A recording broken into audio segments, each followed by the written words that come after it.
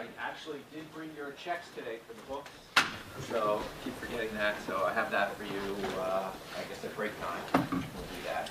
And, you know, very excited. We have a bunch of things coming up next week. We have two speakers coming in, both on special situation investing. One of the speakers is Dan Loeb, who is a fairly aggressive activist.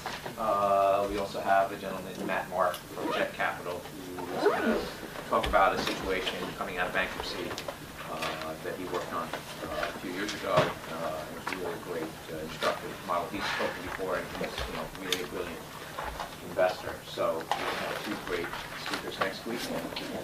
You also have the first half of this class, my partner, Rob Goldstein. He's been with me since 8, 9, probably so 17 years. He's largely responsible for any of the success that we've been able to have at Gotham, and today he's been gracious enough to come in and willing to talk to us about how we decided that we can pay 21 times forward earnings for anything. So he'll be talking for the first part of the class. And please, if you have your name taped that most of you do, please help out and answer questions and participate in the talk. And we're very lucky that he came. I had to use my influence to get him here. And we're lucky to have Rob Goldstein.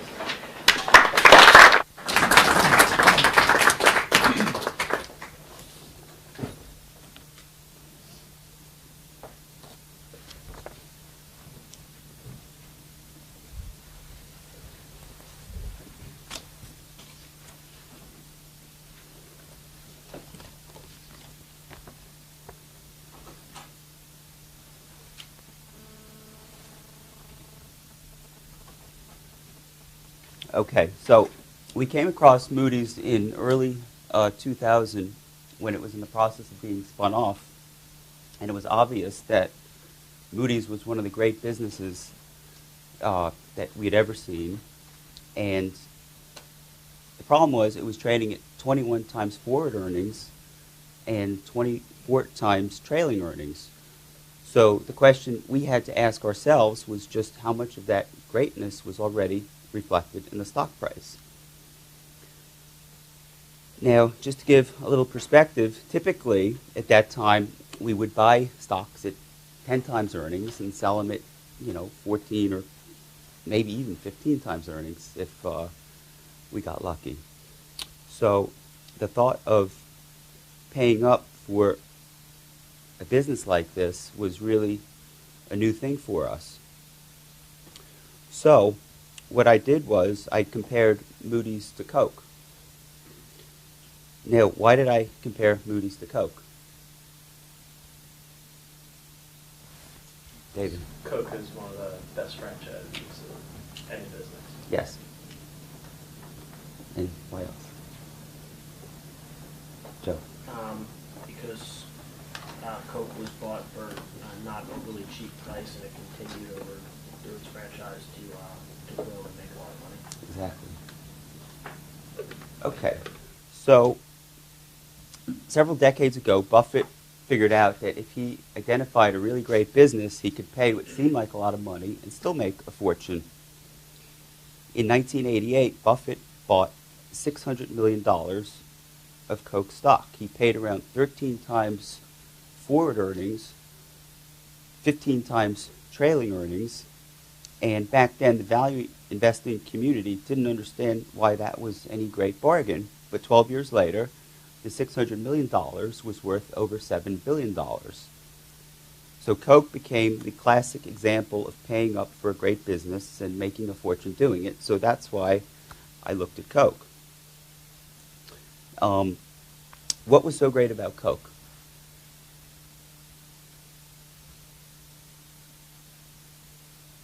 In the back, I don't see. High returns on invested capital, and you can grow the business without investing a lot of money in it. Exactly right. What else? Jay. It's one of the best, not the best brand names in the world. Okay, true. And what else? That high return on capital, you can grow it into areas with the same added return. Right, okay.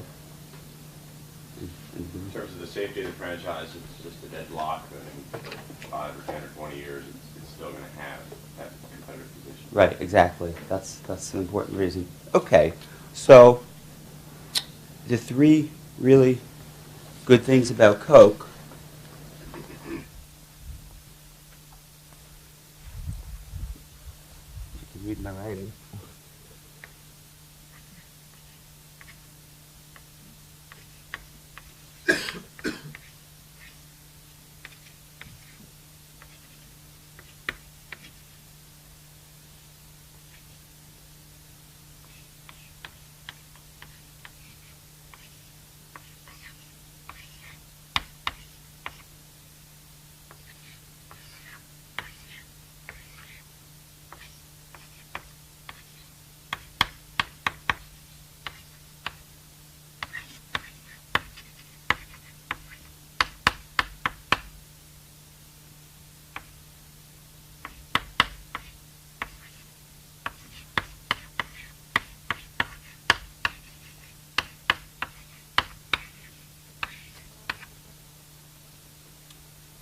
Okay, so to sum up, those are the really three important things to remember about Coke.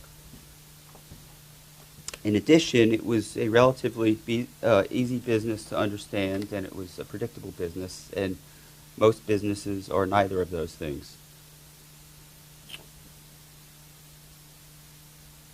Now, Moody's was founded in the early 1900s, and revenue originally came from bond investors who paid Moody's for bond ratings.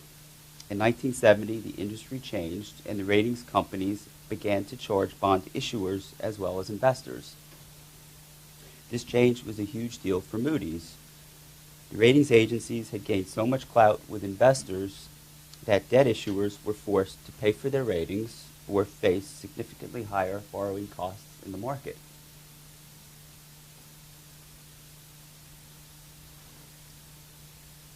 Today, Moody's and S&P each have roughly 40% market share, and typically most large issuers will get ratings from both companies because access to capital is very important.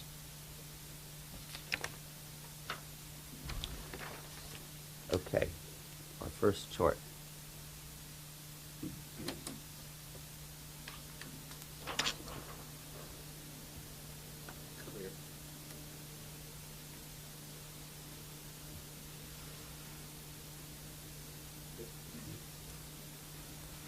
Okay, so here we have Moody's historical financials. And in the 19 previous years to 2000, revenues had grown at a compounded annual rate of 15%, and operating profits had grown at a compounded annual rate of 17%. Not many companies have that kind of terrific performance. In the 19-year period, year-over-year revenue declined only one time, and that decline was just a few percent and happened after a period of rapid growth. So we know they've done great in the past, but does past success equal future success, and is Moody's a great business? How should we think about that? Joe? How would it, what are the barriers to entry? It is a profitable business, can a competitor come in and start building an agency and take share away? And do you think it could? I don't think it would be easy at all, just because it's very, it probably could, but I don't think it would be in the short term. Right. Actually, it's a very important question, but I don't think it is actually possible because, if a company set up shop and actually paid companies instead of companies paying them, I doubt that the managements of companies would want to waste their time even speaking to a third credit rating agency. Just imagine the CEO of IBM sitting down with, or the CFO of IBM sitting down with, Joe Schmo credit ratings to make $50,000 or $100,000 for his company. It's just not going to happen. So really, no matter what you did, I think it's impossible to start another business. In addition, you'd need to have the confidence of the financial markets, and you're not going to get that. It's just a chicken or egg thing, and at this point, you've sort of got two credible guys, and it's just not going to happen. It's, the odds of that happening are basically zero. So that's how I thought about that question at the time. I agree with the idea of using the bond market for a while, but what about Fitch? Aren't they trying to get into this? Are they owned by one of these other guys? Fitch is independent, and they have a small market share, and they specialize in various little niches, but they're not the primary thing. And when financings are done, really guys want to have ratings from Moody's and S&P. I mean, to sell a deal, that's what you need. Did you guys also look at Fitch and say, well, maybe this niche could be profitable niche as well? Were they not taken out? You mean, did we think about investing in Fitch? Yeah. We didn't. The I think market shares are really 40% for each of Moody's and S&P, and the rest of the market is 20%. Fitch bought the company that we looked at at the beginning of the year, Duff and Phelps, so they combined. So they're a big chunk of that other 20%. Is Fitch public now? I don't know. I'm not sure that they are, but I don't know. How did you think about regulatory risks from the standpoint of either you're obviously making huge amounts of profits, Right. Which could cause the government to force entry based on antitrust or break it up or do something? Well, it's interesting because that would be a risk. However, nobody likes the fact that there's really two guys dictating credit ratings, especially companies. But it's just one of those things where what could they do about it? There's absolutely nothing they could do about it. Or, And it's not. I don't think anyone thinks they're making too much money. I think they just might want to see more. There's an anti-competitive lawsuit of some kind filed against Moody's years back. or what about the cozy relationship argument as it may relate to Enron or someone else? And all of a sudden the government says, look, these guys aren't really doing their job. They just have a relationship with these companies and are getting paid out. So therefore, we're going to mandate that you have to have ratings from 3 issuers or 4. Okay, well, let me just say that that's just one example, but you've left out the 20,000 times they've gotten it right, and nobody bats 1,000. Having said that, if you could think of a solution, then something might happen. But from a practical point of view, there is no solution. No solution I've ever heard of, unless you have something. No, Yeah. I'm not lodging a complaint, but the government's acted irrationally before based on investor Right. hunts, et cetera. Well, they have, but here, there's just no alternative. So that really keeps that situation from. I think also you're messing with financial markets that work pretty well. So it's a lot to stick your nose into at this point. But you're right, anything could happen. But then you can say that about anything, any investment that you ever had. Goldman Sachs could go into the business, but they'd have to give up their other business, and obviously that wouldn't be worth it.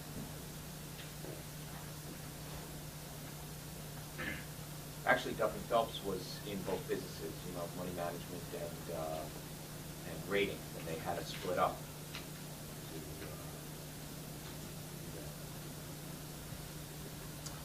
Gina. What's the stage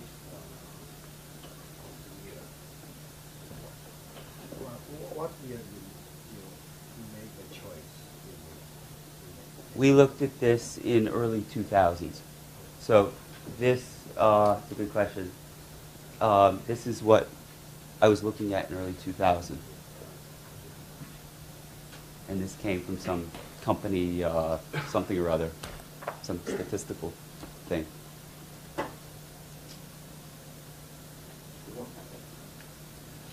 Anybody have any other thoughts about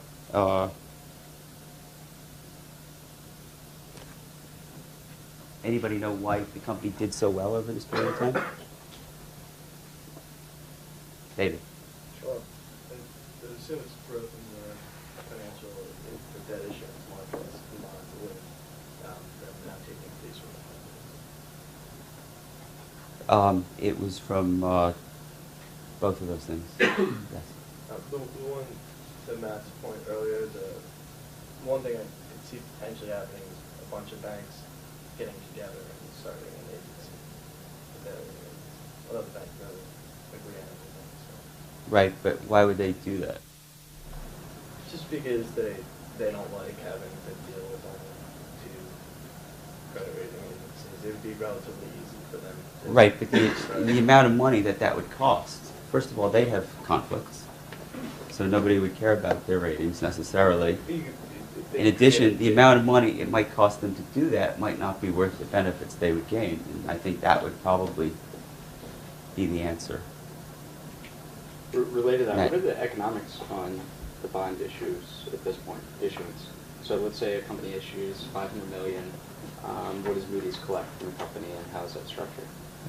It's a good question, and I don't know all the specifics, but what they do is they charge companies, in general, they will charge you some kind of an ongoing fee to have a relationship, and they'll charge you, I don't know, some minuscule amount of basis points.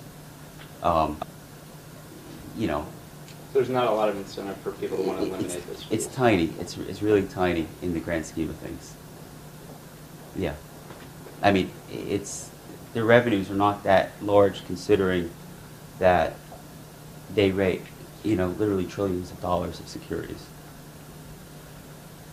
I think also the issue is brand name. You can say the same thing about Coke. You can make the busy stuff and the color and copy it. And there's other drink companies that could possibly do it and that do it. But there's a value to the brand. Moody's and S&P have the brand at this Right. point. So Right. there's a value. Right. to that. But to your question, their fees are not really excessive in the sense that it would really incent somebody else to try to come in and do this. So, okay.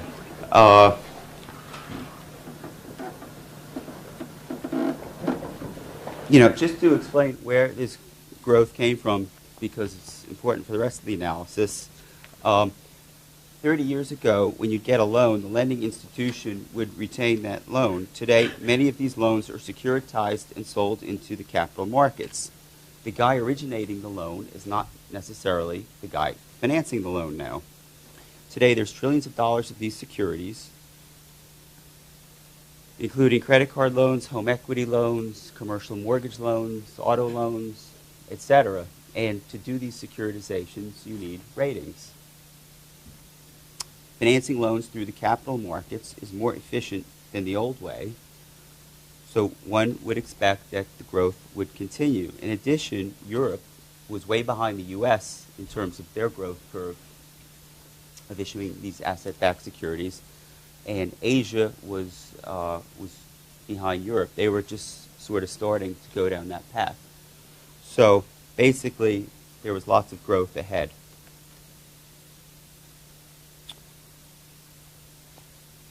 We talked about good return on capital, which we can get to later.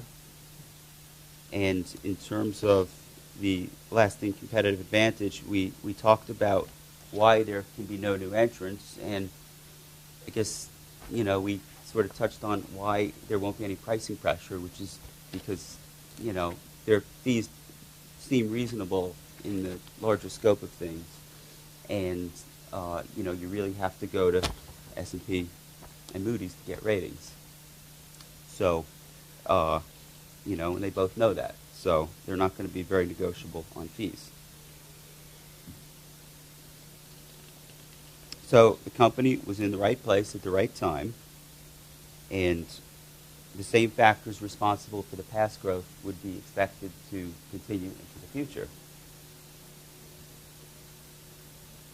So we concluded that Moody's was a great business.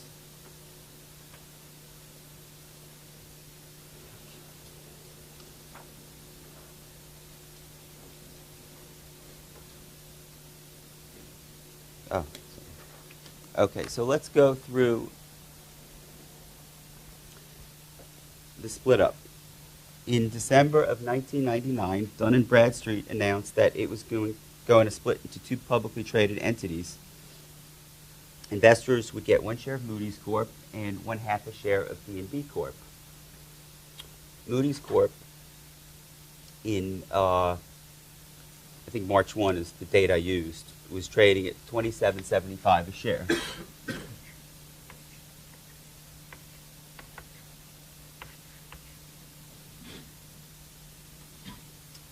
We were going to get 1/2 a share of D&B Corp. And, you know, we did the work on D&B Corp. It was hard to analyze, but we assumed we could get at least $15 a share for our stock, which meant that we could get $7.50 a share for our half share. Yeah, the bottom line was that it was very complicated to figure out, so we just used very low price. So we figured we'd be paying no more than $20.25 for each share of Moody's.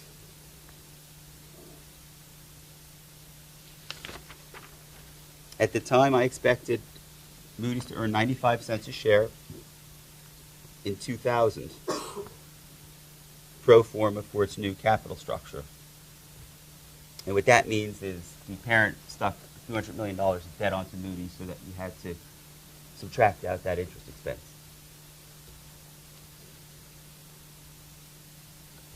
Okay.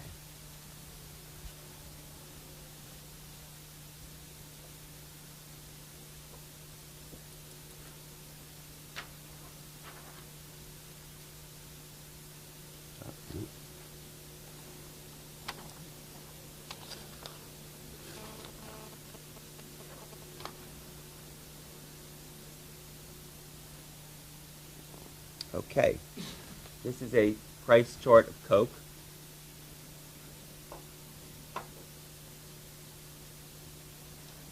And so, how much did Berkshire Hathaway make over those 12 years?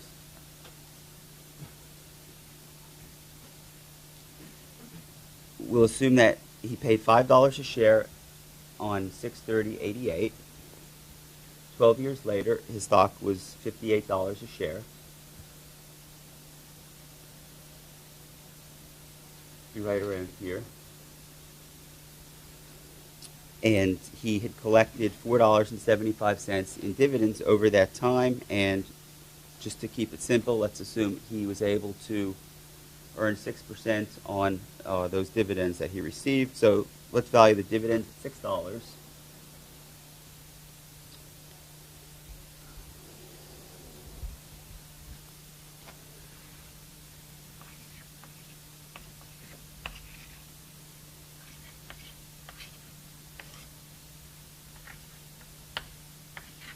So his $5 turned into $64,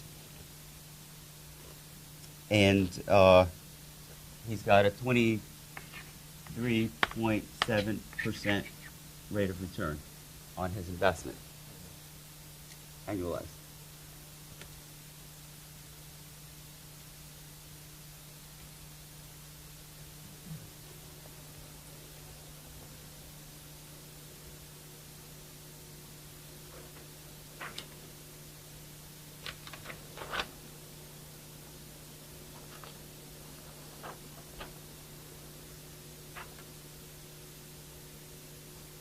Okay, so I basically pulled these numbers right out of I think an annual report at the time. And the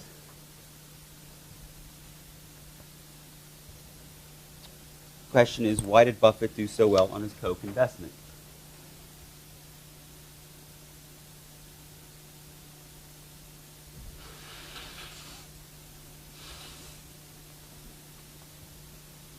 Anybody want to take a shot at that?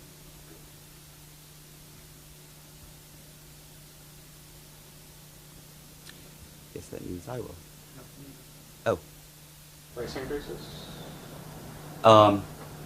They, Case volume was up less than the industry. Revenues were up more. More up more than industry. Volume more than industry. well, it's interesting, over the 10-year period, that's Oh, I correct. thought that was industry on the right. Oh, that's fine. No, you're correct. Over the 10-year period, revenues were up 8.8%, and unit case volume was up 7%. Oh, that is industry. But yeah, I guess think price they got. increases. I think they got. Oh no, the industry is 4 to 5%. Yeah. The industry is 4 to 5%. So over the 10-year period, they got some price increases. Of course, their costs also went up. They were able to grow their unit case volume 7% a year, so they had organic growth. They didn't need that much of it. That translated to 12% operating income growth. There was a little bit of leverage, so they got 13% net income growth. And they bought back stock, so they got 15% EPS growth over that time. The other reason why he did so well was because, we just talked about this, he only had to reinvest 20% of the earnings back into the business. So that meant that in addition to the buybacks, he was able to pay out dividends.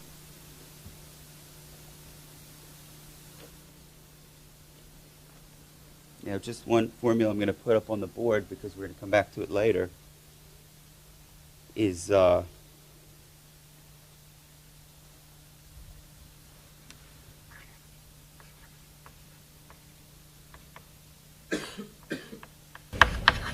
growth rate over reinvestment rate.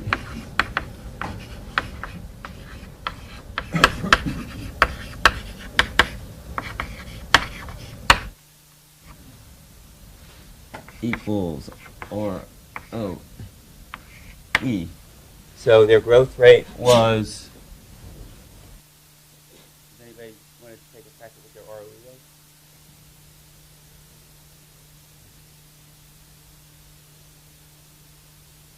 The growth rate was 12%. Reinvestment rate was 0.2. So the return on equity was 60%.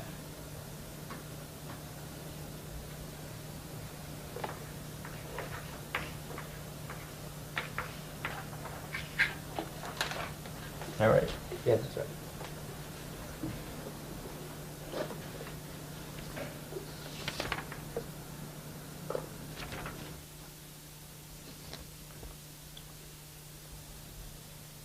Okay, so that's how the business performed. And in addition, he did so well because there was big PE expansion. He paid about 15 times forward earnings when he bought the stock. And in 2000, when we looked at it, it was trading at, north of 30 times expected 12-month earnings.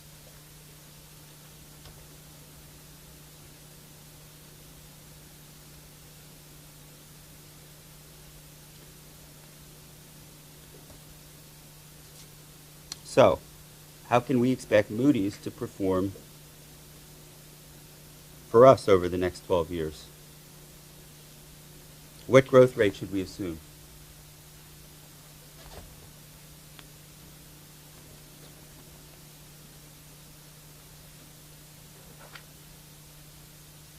Anybody? Todd. Go back and look at, try to break up that historical growth into price versus volume, and just how much new issuance versus how much are they jacking up the price every year, and then have a view on where you think debt issuance growth is going to be, and maybe assume they can then continue to increase prices at the same rate they have historically. But I don't know whether debt issuance would be more or less. That would be something that we need to consider. Right. Well, given the story we laid out with this whole disintermediation thing going on, and the fact that you would expect that to continue because it's a more efficient way of doing things, and then you had Europe and you had Asia, you would expect those numbers to go up. You didn't know how much they'd go up, but they ought to go up. And how else would you think about it? Above 60, I think, is the answer. You'll know what the answer is above 60. I mean, the growth rate's 112 and the investment rate is less than 20%. The ratio is going to be at least 50, something more. I'm sorry, say that again? I mean, the numbers don't really know the answer, but you know it's going to be at least 60 because the growth rate's higher and the drawback What's rate- at least 60? The ROA. Right, but my question is, what would we expect for growth going forward, not ROE?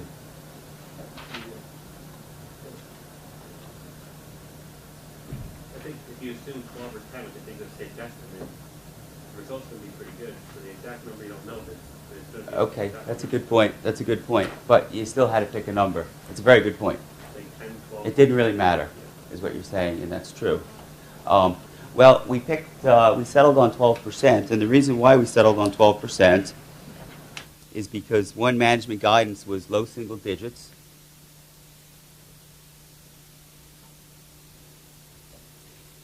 And two, because 12% seemed very reasonable considering the historical operating performance had been so much better, and the belief that the same factors responsible for the past growth were going to continue. Now, anytime you try to evaluate a business for the first time, you need to make these types of key valuation assumptions, and part of the learning process is to hear management's financial expectations for the business, and especially their reasoning behind those expectations. Usually, you'll conclude that management's rosy outlook is based on some shaky assumptions that you wouldn't want to bet on, but occasionally there will be some obvious reasons why a company is very likely to meet those bullish expectations, and that was the situation at Moody's. So we felt very comfortable that they could grow at very healthy rates in the future. Now, an estimated 12% operating earnings growth rate for Moody's happened to be very convenient because that was Coke's growth rate during those 10 years we looked at. And so for the remaining analysis, I could now just focus exclusively on the difference in return on capital and how that impacted the different valuations. What would you guess Moody's return on capital was?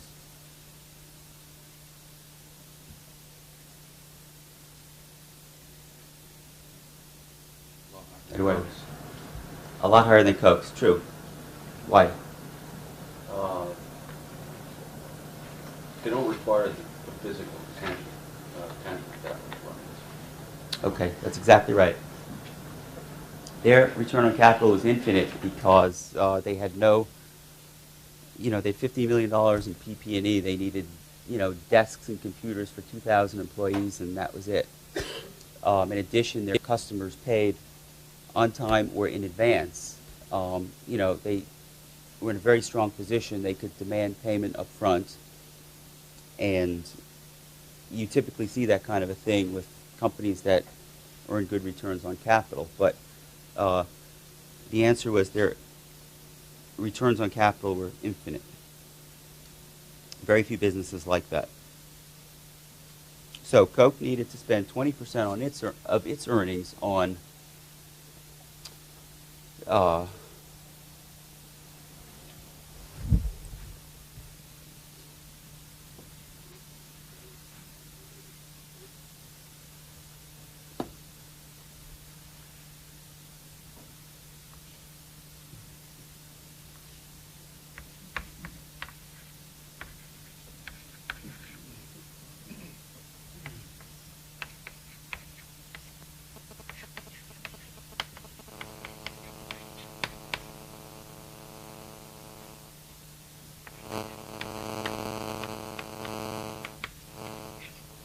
So Coke would spend $1, they'd reinvest 20 cents, and you'd have 80 cents left over. Moody's would spend nothing, and they'd have $1 left over. So how much more was Moody's earnings stream worth than Coke's? 25%? Okay. $1 is 25% greater than 80. I mean, $1 is 25% more than 80 cents. Now,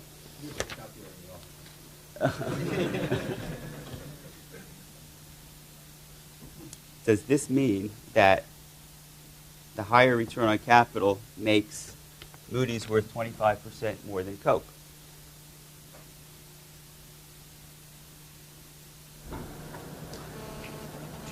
Well, yes and no.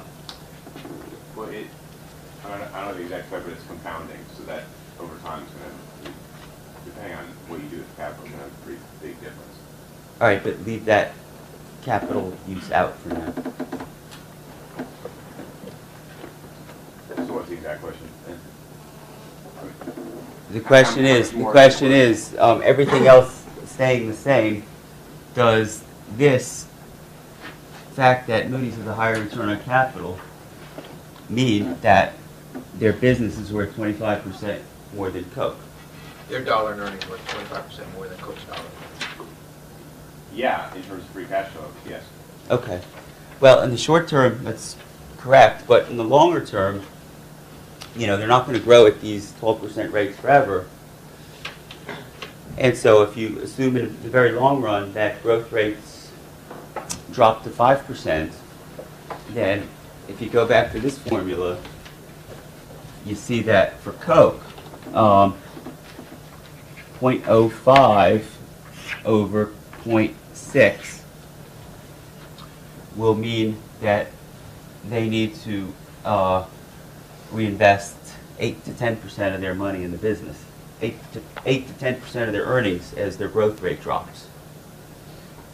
Everyone following that?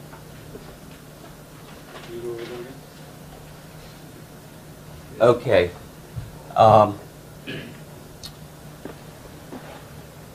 This formula here is what we use to calculate the 60% ROE for Coke. Now, growth rate over return on capital equals the reinvestment rate. The growth rate at some point in the future drops to 5%, you know, 20 years down the road, whenever.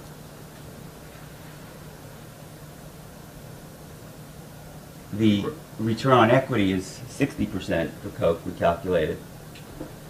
So that means the reinvestment rate would be, you know, 8.3%. The slower the growth, the less capital you need, the more capital you can pay out. So,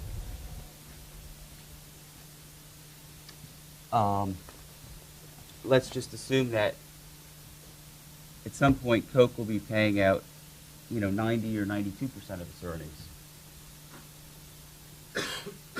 So we kind of just split the difference and said, let's assume that this return on capital thing is going to mean that Moody's is worth 15% more than Coke. Those that are the calculations we have. It's just somewhere in the middle between 25 and 10 or 8. Yes? That's the profit besides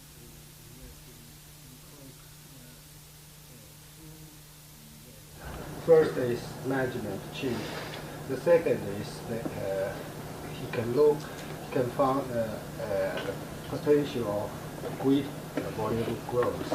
So when you look at Moody's, can you see same thing? So management and volume growth. Yeah. Well, we just talked about the volume growth. And as far as good management, we didn't discuss that yet, but, you know, a management that for this many years has run a business this well is probably going to keep doing a good job, is kind of how you look at that. And when you spoke to them, I mean, they just thought about things very clearly, which was no surprise. I mean, when you see performance like this, you know somebody's doing something very well. I mean, for most guys, it would be hard to maintain this return on equity. They find some way to screw it up. So I think we felt very comfortable with management. Isn't it hard to see a track record though for capital allocation when it's been under the parent company? And you don't know how they're going to. You assume. Well, it's a very good question, but more rational all that growth had been organic in the past. And so your question is, now that this guy is new and can do what he wants to do, is he going to screw things up? And, well, you know, when you talk to management, you can get a very good sense, which I did, as to how they think about things. And, you know, talking about how you're going to invest future earnings is something that managements tend to be very, you know, there's lots of things that they don't like to talk about, but that's something that they're usually very open to talking about, and you can really get a very good sense if there's some risk as to their taking money and squandering it. When you spoke to management, they were very much, they clearly understood the accretive benefits of share buybacks. I mean, that's what they talked about. They understood the math. They understood that their business had huge growth ahead. They didn't need to do anything else to do very well in the future. So, you know, their incentive to do something, you know, it's just really taken away. I mean, you just have no reason to go out and waste your time trying to build a better mousetrap when you already have the best one. So, you know, it just seemed that, I was going to get to that later, but I'll talk about it now, but it just seemed like there was really zero shot at management destroying value that way. In addition, you know, Buffett happened to own, I think, 10% of the company. And, you know, you'd ask management, do you speak to the guy? Does he, you know, talk to you about these things? And they'd say, yeah, he spoke to us about that. And you know, I mean, they respect his opinion. And you can really get to, I think we would have gotten there anyway. But, I mean, if the chance were 2% that they might do something stupid, the chance dropped to 0% that they were going to do something stupid. So that's how we looked at that. How much of their compensation was in stock options? I don't remember, but I do remember that the incentives were, you know, typically you'll look at how much they get paid versus, you know, in compensation versus how much they'll get paid if the stock goes up. And, you know, you like to see sort of, if the stock doubles, they'll get paid 10 times what, you know, they'll get paid in a year if, you know, they just collect their salary and bonuses and that sort of thing. And I don't remember exactly what their comp structure was, but it was in the realm of not a problem. It was sort of what you wanted to see. Yeah, I guess I bring it up because that's a good question. Like this, where you're asking about a really intelligent management. Well, if they're really smart, they'd just be, you know, defer cash payment for, you know, forget it. You know, they know if they're really smart and they know what they've got, they'll just be not just leaning toward that way, but they'll just be all the way at the extreme because they know they'll get really rich. You mean they'll lie about? No, I just mean you'd expect them, if your case checks out, kind of the ultimate check is these guys aren't just kind of leaning toward getting stock and stock options. They'll just be saying, they'll be way to the extreme, saying pay us in long-term options, basically. Does that make sense? Yeah, but, you know, it's not everybody's like that. I mean, these are older guys. I think that, you know, some of these guys, I guess, weren't older guys. They got families. They need money. You know, there's a board that's involved with making these decisions. You know, not everybody thinks exactly the same way about these things. So, you know, although if you were in this situation, you'd say, pay me less and give me more stock options. Somebody else might not say that, but regardless, I think the balance was, you know, in the good category. And typically these spin-offs are. Not always, but, you know, 85% of the time, I think.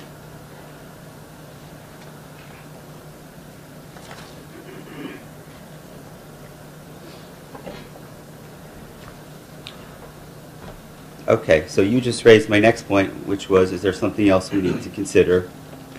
What are they going to do with the money? So, you know, we saw that Coke returned all their excess capital, and we felt that Moody's was very likely to return all their excess capital.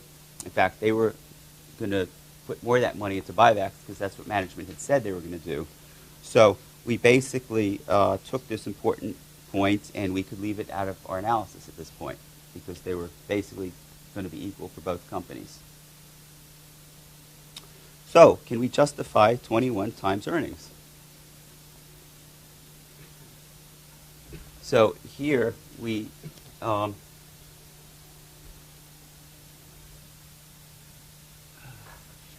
13 times 1.15, the benefits from the higher return on capital. So you can pay 15 times earnings and get the same thing. How about 21 times earnings?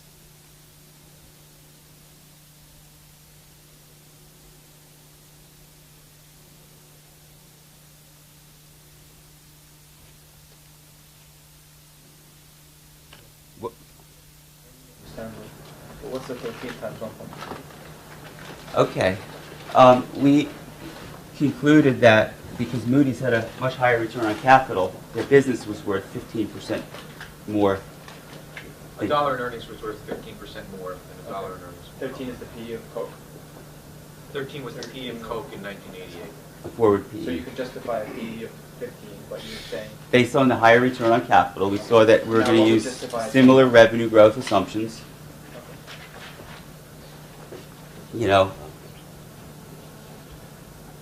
growth rate was the same, ROE was different, and let's assume this was the same. Amar. Was the interest rate environment different at the time, so maybe you could justify a higher multiple depending on what the risk-free rate was? Yes, and I'm going to get to that in a minute. Okay, well, the analysis I made was, actually that's a better analysis than the analysis I made, but I said what would have happened if back in '88 Buffett paid 18 times earnings, or $7 a share, for his stock. And so what would have happened is he still would have done great. He would have made 8 times his money, and he would have had a compounded annual return of 20%. Still a great purchase. So he could have paid 18 times earnings at that point and still have done great. So times 1.4 equals, you know, $5 to $7. You increase the price by 40%. Gets you your 21 multiple. That's what we had to get to.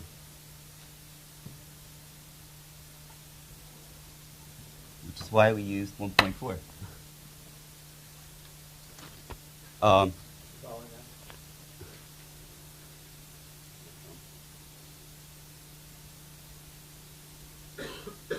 Does that make sense to people? Or? Okay. Okay. Well, let's say you went back to 1988 and you said that he couldn't pay 13 times earnings. He had to pay 18 times earnings. How would he have done on his investment? And he still would have done great. So basically, he did so well that he had so much room that he could have paid a lot more for his stock and still had a very good investment.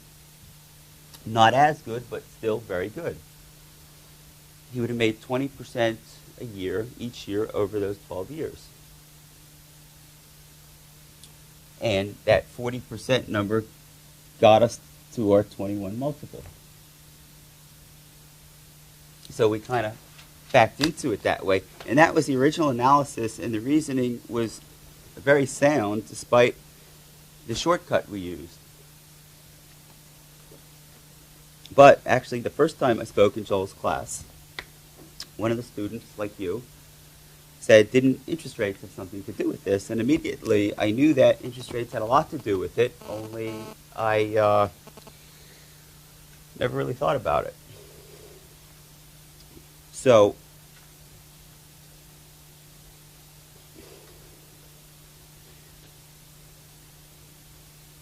what happened was, after Buffett purchased Coke, interest rates over the remaining 12 years dropped from 9% to 6%.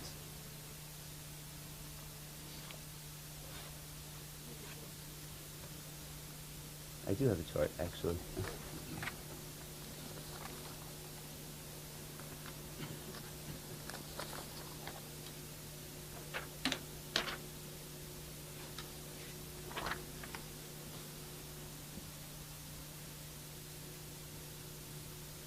Oh, and I have handouts, which I didn't hand out yet. So, back here, 9%, and over here, down to 6%. So if you priced the 30-year bond and said that that 30-year bond, how would that change in price if rates went from 9% to 6%? The answer would be it would go up by 42%. If it was a perpetuity, it would go up by 50%. But if not, it's a 30-year bond, so it would go up by 42%. And so, that's the right way of really looking at things. And so, just so happens that, and this was somewhat random, but the 42% is basically the 40% that we came up with right here.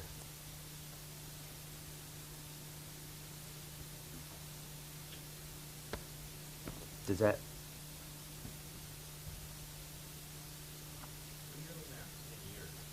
The tailwind that Buffett got on this investment. Yes. But if you're looking at Moody's out 10 years, now interest rates are low, but who's to say? Okay, well, let's see how Buffett would have done. That's a very good question, actually. And let's see how he would have done.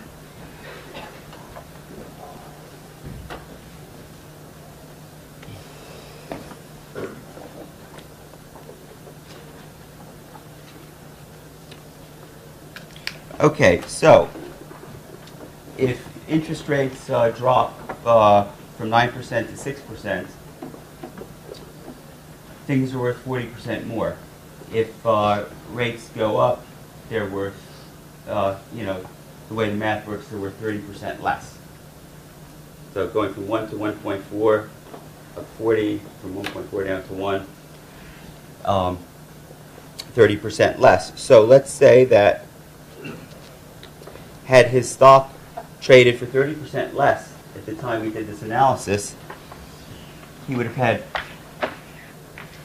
a $40.60 stock. He would have gotten his $6 in dividends. He'd have 46.6 over his original original $5 investment. So he would have made over 8 times his money. I did the math, so I know that's a compounded annual return of 20%. And that's still, it's not as good as the 23.7, but it's still very good. So,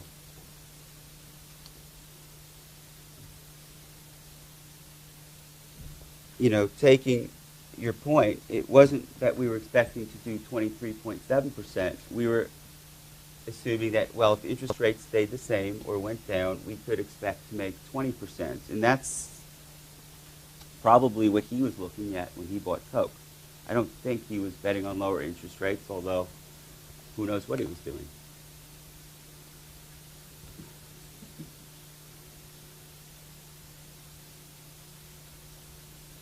That makes sense, right? Okay.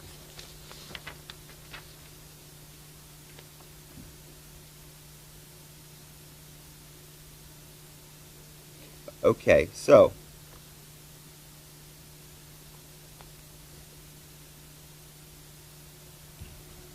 following from that point, would we expect Moody's to go up 20% a year for each of the next 10 years?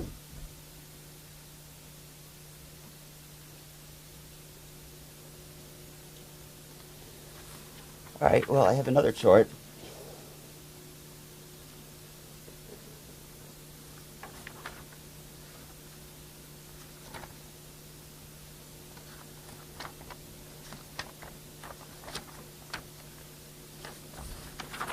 Okay.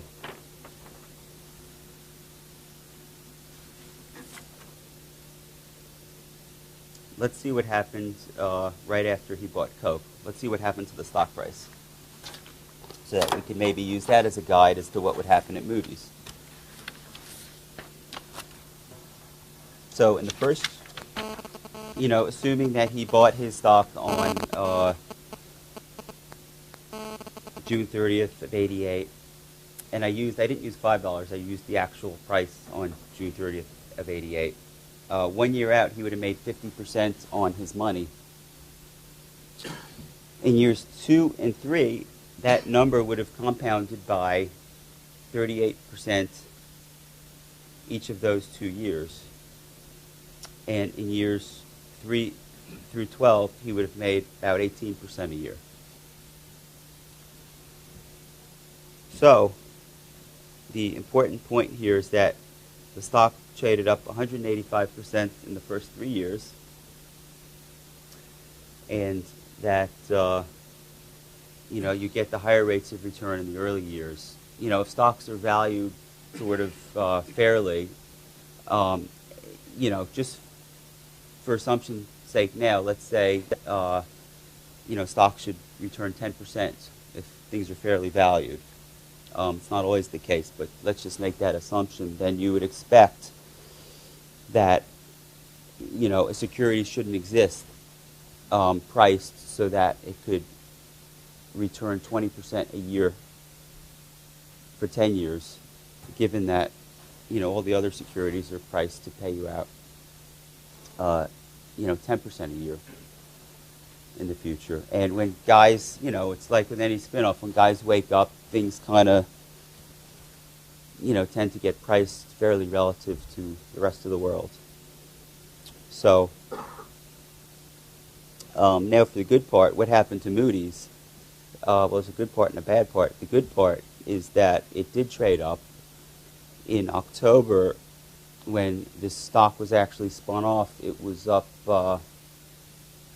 20% from where it was in March. And by that following April, so I guess that had been just over a year, the stock was up 50% from where it had started. Now, what happened with Moody's is, and here's the sad part, because we sold our stock too early on this one, but in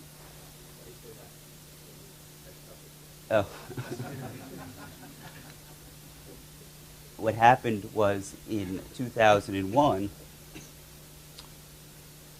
the business exploded to the upside, and profits didn't grow at 12%, they grew at 40%. And then the next year, they didn't grow at 12%, they grew at 35%.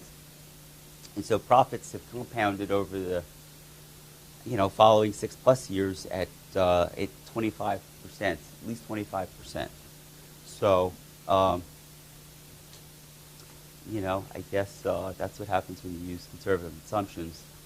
But the stock is up 6 or 7 times since then, and a lot of those gains came early before earnings really took off. So.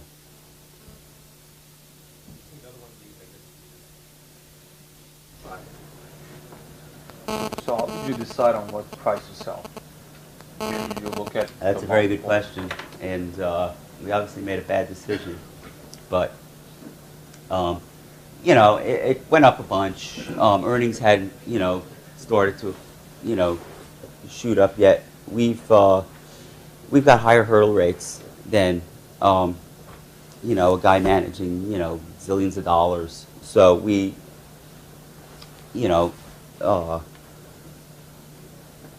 stock was up 50%. We had to think seriously about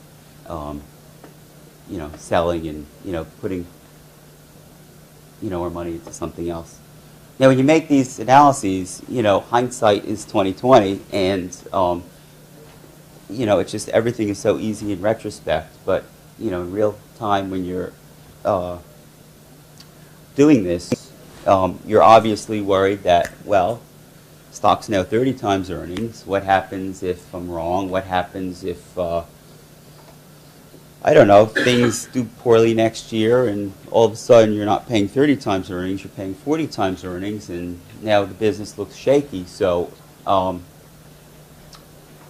it's never as easy, at the time as it is after the fact.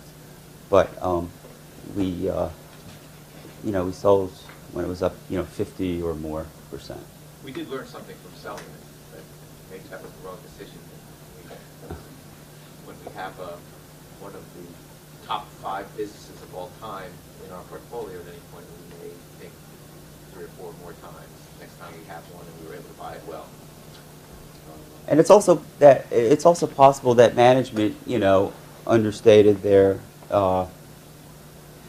growth targets for this thing. I mean, they have a sense as to what new products are coming out. I mean, they really have a better handle on their business. I mean, you really can't get. This is a very big picture bet. You really can't get.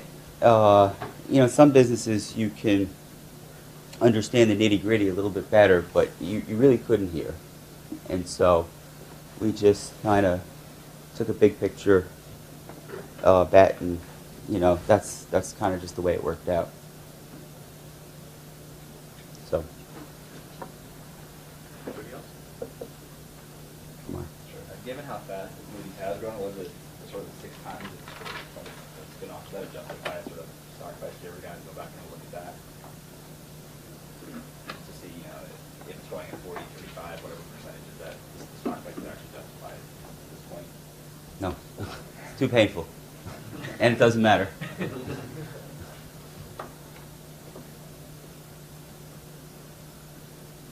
If you want like straightforward, honest answers, Rob's the guy. All right, but thanks. That was great, Rob.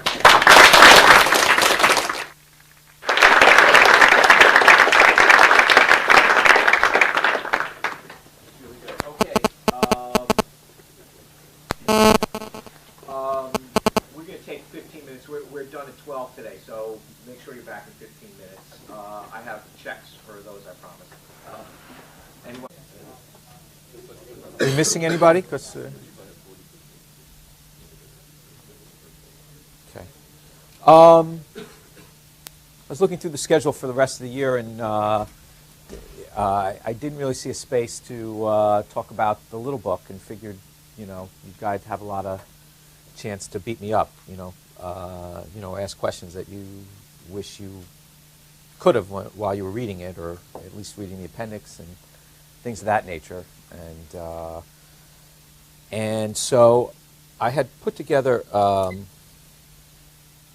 just put this on, and also the main question I usually get, and we can go through this, and it's probably the most important question, is why the hell did you write that book?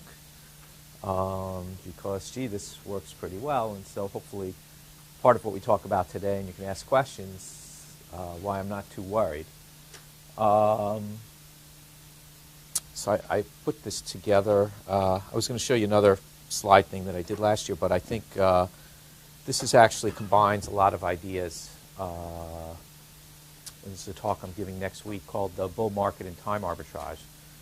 And time arbitrage, I think, is a term that Bill Miller coined to describe what he does, which is really, I guess, take a longer-term horizon on things and wait for time to close the gap between what he sees and what the market sees.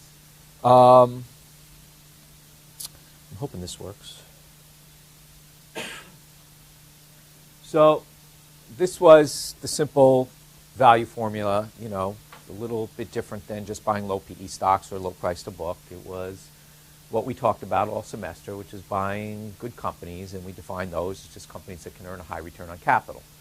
Of course, what we did in the book was look at last year's earnings, just because no one could really argue that much about them. They could probably still argue about them, but probably not that much, not much debate about what the operating earnings of the company were last year.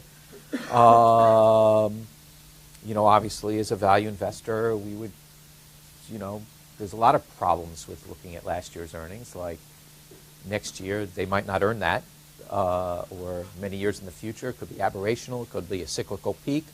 Could be a lot of problems with looking at just last year's earnings to decide whether something is in a good business. Just because they earned a high, an oil company returned a high return on capital last year doesn't mean that that is the return on capital we're going to use going forward. I think more importantly, and what I think you should remember about using that also is that that's, even if it is a good number, it's historical. In other words, it's just one indicator. In other words, really why you're looking at a high, you want to know what kind of company, what kind of business you're in. Obviously, if it earned an 80% return on capital versus 10% return on capital and you figured that was somewhat normal, then you might say that's in a better business. But it may not matter quite as much if the business can't expand anymore. So in other words, looking at historical return on capital is helpful if your incremental returns on capital have some relation to whatever your historical ones were. But this assumption was that we used last year's earnings and that we were hoping that had some relationship to what they would look like in the future and what earnings would look like in the future and what returns on capital would look like in the future. Same thing, cheap stocks. This is just a better way to look at PE. Remember, we took into account EV, enterprise value, and looked at operating income relative to enterprise value. What the operating earnings are important just because that's what the business earns. How much money does the business earn? And then how you capitalize it is a whole different story. So this is a better way to look at it and look at sort of apples to apples rather than apples to oranges with firms with different tax rates and different leverage ratios and things of that nature. So very straightforward that we talked about all semester. And these were the results of 30 stock portfolios, roughly 30 stock portfolios that basically were held, each stock was held for a year in this. And that didn't, how do I get that on the screen? There we go. I don't know if you can see it. But when we looked at the top 3,500 universe, stock universe, historically, I think we had certain trading rules that, in other words, a stock had to trade a certain amount to make this list and things of that nature. Owning a portfolio, and the way that the Magic Formula stocks, that group of 30 stocks, earned 30.2% on average during the 17 years that appeared in the book. Actually, I guess this particular chart added 2005, so whatever it is, versus 11.9% for the equally weighted average of the universe, and versus the 12% for the S&P 500. So that was pretty good. The way this was calculated really is you had you owned stocks from January 88 to January 89, and we calculated the returns from the portfolio during that period, and then from February 88 to February 89, you had a different return and like that. And so we had an average of 30 stocks in the portfolio, and each stock was held for a year and just sold. So that's pretty good, right? No need to come to the rest of the class because that's pretty darn good. And we were impressed as well that it worked so well. But then you could say a lot of things about this. I first got involved in doing any of this really back at Wharton. I did a study of Ben Graham's net nets, which was really just a balance sheet oriented thing of finding stocks that appear to be trading below liquidation value. And at the time, we really took, we didn't have either money or availability really of databases like we have now. And so we actually took the Standard & Poor's stock guides that came out every month. They still publish them. I don't know who looks at them, but they still publish these things. And we had them in the library, and we took out, I think, 8 years worth every month. They had 5,000 companies, and we went through them and figured out what the liquidating value was. And it's a big part of the project. And then my friend Rich Bazzina, who I did the study with at the time, he was pretty good at computers even then. and he went over to the what was a digital equipment 10, a DEC 10 machine, which was about 3 times the size, bless you, about 3 times the size of this room. And he figured out how to stick all that data in there and, figure out that, gee, it did, still worked. And so that was pretty exciting because we were always looking for this, which was a sort of magic formula not to work for the rest of our lives and make a lot of money. And, of course, we get out of school, the bull market of the 80s sort of erases, the early 80s, starting in 82, whatever, pretty quickly erased all the, what they called nets, the stocks trading below liquidation value that we had done the study on. But it sort of got us into the value world, and so it still worked out well, but didn't have a magic formula for a long time. And always thought we had something back in the 70s and disappeared. So it was nice to see these results. And this is really how we look at companies. We look at companies, what kind of company is it? Is it good? Which we talked about a lot. And one of the things we'll look at is return on capital. It's not the only thing, and it's not determinative. And more importantly, we try to figure out what normal earnings are a few years out. And that would be much more valuable than whatever we do here if we were good at predicting that. But this is a lot easier, and there's no debate about it. Yes? You look at different industries, which industries the magic formula is a better predictor for than others? It's a very good question. We have looked and are looking at lots of different things, and what we shared in the book was sort of, we thought, generous. So yes, we did leave out financials and anything that didn't make sense from an EV to EBIT analysis, just to keep things simple. We probably left out 20% of the stocks, 20% of the market, insurance companies, banks, other kinds of financials, just to keep it simple. And I would imagine that that there are metrics for those, but not these, and that wasn't the simple thing to do, and this is actually what we did.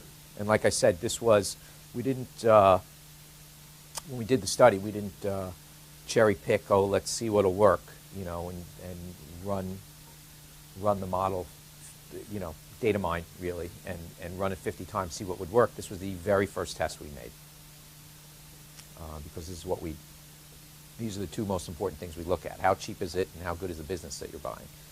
And the philosophy was, if you can buy above average businesses at below average prices, on average, that should work. It's not any more complicated than that. Obviously, we can make it more complicated by using normal earnings, and that's the whole art, and having security that your estimates are good. But a lot of these companies, you could argue, were very small. So we decided to just look at the largest 1,000 companies. Generally, market cap's $1 billion and over in today's dollars, at least, and even higher. And it's still, the bottom thing here shows up 22.8%, doing the same thing, versus 11.6% for the equally weighted universe that we chose from, and 12% for the S&P during the same period. And you can notice that through most of the periods, besides obviously this 2002 down 25%, so there's an obvious problem, although the market was down 22% that year. We beat the market pretty handily in most years. I think there were 2 or 3 years that we didn't, so it looks pretty good. Yeah.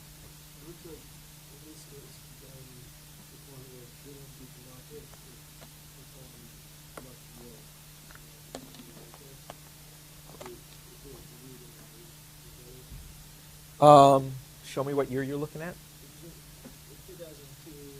Well, it didn't do much worse. I mean, it did 2.6% worse. 93, yeah, 93. It underperformed, definitely. So just comparing right. that versus the prior slide, you look at the yields, wasn't at it. Yeah, we had, I mean, it's basically, you're still picking 30 stock portfolios, but one you're picking out of 3,500 stocks, one you're picking out of 1,000. So if you're getting to pick out of 3 times more stocks and you're picking the same amount of stocks, you would guess that you would find cheaper and better or more outliers or however you want to, on average, and the penalty over time was, I can't discuss, I can't describe why one particular year did better than the other, but over time it, did 7.5% better, annualized, which is a lot of money. Yeah. Was every year. Did half the companies change, or were there companies that consistently stayed in that group?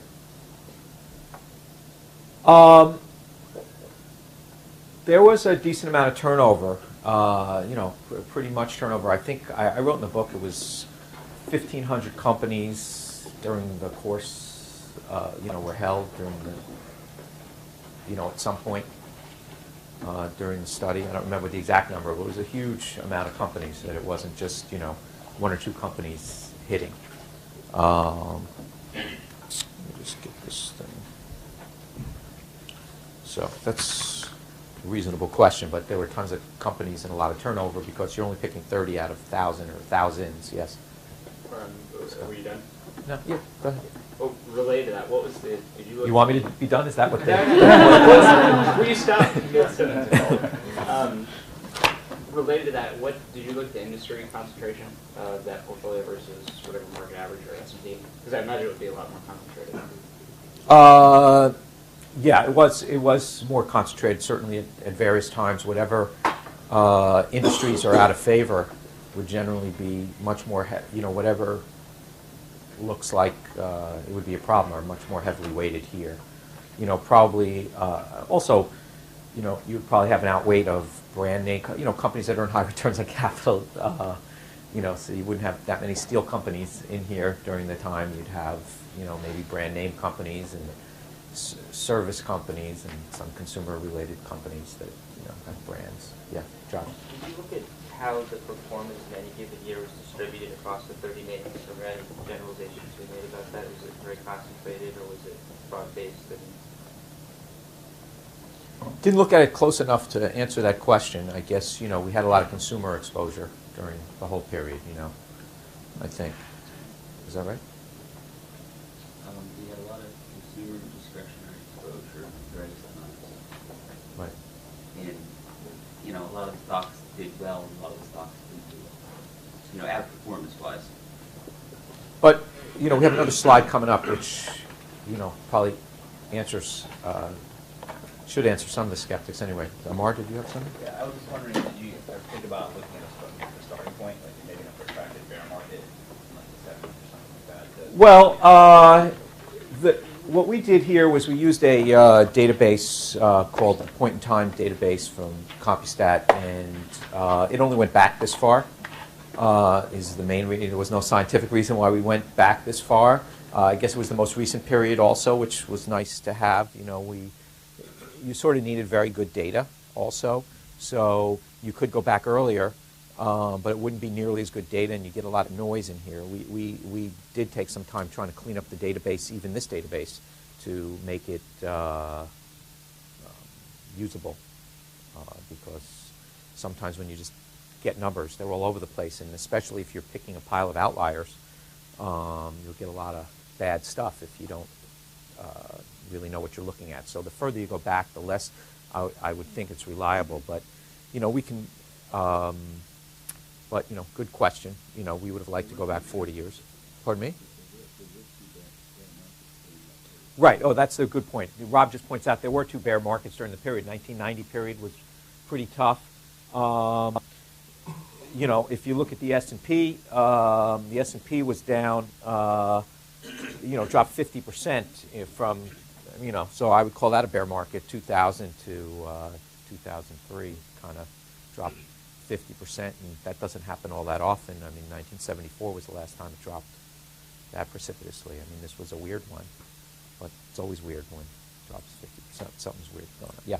Can you talk about the distribution of the returns among the 30 stocks in the portfolio, in the sense that, was it that one stock in the portfolio gave you this average performance that year, or because they're outliers, so maybe like 5 of them did really poorly and then one of them triple? Oh, well, I would say, and we didn't look at it that closely statistically, but I would say that because you're looking at last year's numbers, okay, you had your share of losers, and you had some stocks that were actually doing what you did, you know, good companies that were way out of favor that you could buy very cheap that did tremendously well. So you had a combination of those two, especially in the 30 stocks, and that's why maybe the next slide's helpful. Yeah. As I recall, I don't think there was one stock that more than tripled in the large cap thing. Okay. Because there's a 12-month holding period, and these are large cap companies. Okay, so I guess there were no 10-for-1s here, unfortunately, or fortunately, however you want to look at it. So But so in the sense that if you wanted to implement something like this, would you be able to hold on to these stocks if 8 of them lost 50% and one of them made you that profit? well, what I described for people in the book, because I assume the difference between you guys and who I wrote the book for, although it was supposed to go both ways, was that, you know, what we've been describing all semester, which is figure out what a company's worth and pay a lot less for it. That's all we're trying to do, right? And 99+% of the people can't figure out what a company's worth. So that's why we said you have to own a portfolio of 30 stocks, because on average you'll be buying, you know, above average companies at below average prices. But individually, 8 stocks will definitely not do well. And, you know, maybe 8 will do really well and the rest will just do average. And this is what the average looked like.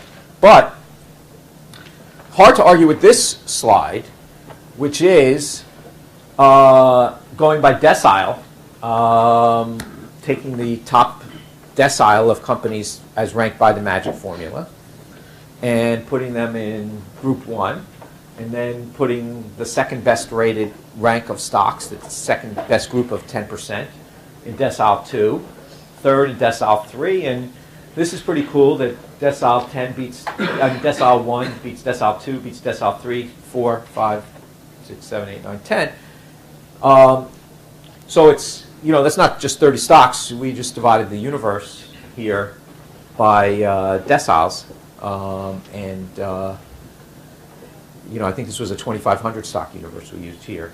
You know, so 250 stocks in this decile, 250 here, 250 here, 250 here, and over time, it clearly kind of works, and, you know, this one works really well. You know, the disparity between decile 1 and 10, you know, depending on which run you run, some of these might get muddled, you know, but there's obviously, I mean, you can see the chart, very tough to say it's just 30 stocks. It's, you know, a lot of stuff. Dave? How did the bottom 30 stocks perform? Not just the bottom decile, or did you not? We didn't run the bottom 30. We didn't run the bottom 30. It's a good question, but I'd imagine badly. Yeah. Just curious, did you run the same decile breakdown on the 1,000 stock universe, and did you see something similar? Yeah, all of them were similar. I did pick, see, a few of these middle things get muddled, you know, like this one, but they were all almost exactly the same as this. Like if this 14.2 got switched with this 14.1, so I did choose this one because this one was exact, to be honest. But they were if I showed you the chart, they would all be identical. It didn't matter which group I did; they would be identical, other than, you know, maybe these two things might have been swapped in one or two of them, you know. So I just picked a big broad, and also I thought to do a smaller group, not as you know, as opposed to 250 stocks in each one, is a little more compelling. There, yeah. Did you guys look at a perhaps a risk measure for these subsidiaries? Pardon me? I know we don't look at volatility in this class, but were these high returns because we were taking on more risk? Well, you know, it's a good question. It depends which, I think, portfolio looked at, but it wasn't explained anywhere. You know, volatility was not much different, right, than the market? It wasn't. We did look at it, depends you know, how despite the fact that because I figured other people would want us to look at it. Well, it depends how you also define risk. If you want to look at risk leverage of the underlying stocks, this was it was less leveraged than the market as a whole. So you would imagine companies that earn high returns on capital would probably need less leverage to whatever. Well, there are a few things I went through in the book, you know, criticisms that people would have of this. And one was, you know, we went through the whole thing where, you know, the 3,500 stock portfolio. Oh, some of the stocks are too small. You really can't execute. You can't buy enough of them. You know, institutions can't follow it. So that's why we did the top 1,000 stocks. That worked pretty darn well, also, and tough to argue with. But people would say, gee, a lot of studies are flawed because you had look-ahead bias. You know, the data that you were using at the time was basically not available at the time that, you know, at that real-time period. And we used a database called the point-in-time database where that wasn't the case, where whatever CompuStats customers had on that date, that's what was in that database. That was the actual database that the CompuStat customer had, and that's the database we used. So it's called look-ahead bias. We didn't have any of that. We didn't have the earnings before we had them or anything like that. And to the extent where if there's press releases, you know, that is the earnings number that they had in the database. In other words, this point-in-time database was simply some guy who kept his disks that he received on X date. Okay, and the database was reconstructed as if you were a customer of CompuStat and you had what you had on that date. Whatever was in the database, you test on that date, that's what you would have received back. So it's exactly what the customer had on that date, taking into account whatever S&P did at that time. Okay, so there's no, you know, it's exactly what you could have done had you had that been a customer. Then there's a thing called survivorship bias that, you know, a lot of databases have where, you know, well, if the company went bankrupt, we just strip it from our database, or, you know, something changed or whatever it is. This, once again, was the point-in-time database, which is the exact thing that they had, so nothing was stripped from it. We talked about very small companies that you couldn't buy. That's why we did the 1,000 top companies.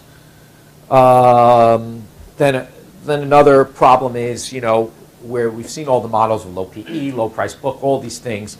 They say, well, yeah, but after transaction costs and all that stuff of rebalancing your portfolio, you didn't make enough difference to pay for that. That's usually been the rub of against doing, you know, low price book or low PE or whatever it is.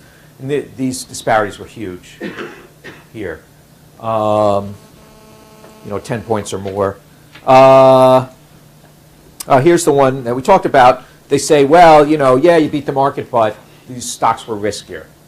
You know, there was a famous Fama French study done, I think, in the early 90s, and they decided that there were some elements like small stocks and low price to book stocks, okay, outperformed the market, and with less volatility, actually. And these were efficient market guys, and they said that in that particular case, so they did the study that showed that that worked, and then they concluded that there's a risk that is not being picked up by volatility, even though that's what we use, but there's a risk that's not being picked up by volatility because these companies are low price book, they are more likely to go bankrupt, there's some business risk that's not being picked up, and that's why they're really priced correctly. They're riskier stocks, they're small, they're, you know, low price book, so they're more likely to go bankrupt and they're, you know, lose their earnings or whatever it might be. And they really are riskier, but it's not quantifiable in the volatility. That was their conclusion, basically, that there's a risk that we don't see. Now, the two-factor model, we're picking, you know, companies earning good money that earn very high returns on capital. So, you know, that really very difficult to pin that on this one, you know, even though they found, and I think erroneously concluded that they were riskier companies for some reason that we can't quantify. and the market really is efficient. Yeah, Matt, let me just get Matt first. Yeah. Related to that, one of the things they controlled for was economic performance. And over the study period that you looked at, the economy's been performing generally well. I would think in a poor economic environment, returns on capital, high return on capital business wouldn't have the same advantage to the extent that they usually can compound, or you see greater effects of compounded growth in high returns on capital. And then also you have... I missed that point. So as the company grows and it has high returns on capital, you have a greater compounding effect versus businesses that don't have high returns on capital. So therefore, the economic performance, the strong economic performance we've had, would bias those versus if we don't going forward. Do you know what I mean? Okay, and which companies would bad economic performance favor going forward? Well, it wouldn't favor high returns on capital as much as in a strong economic performance. And then also you have very little, if let's say we have very poor economic performance, you have very little asset floor value oftentimes in high returns on capital business, because usually there's very little capital. Right. Well, I mean, just looking here, this was as close to a good recession, besides here, okay, where we did pretty darn well.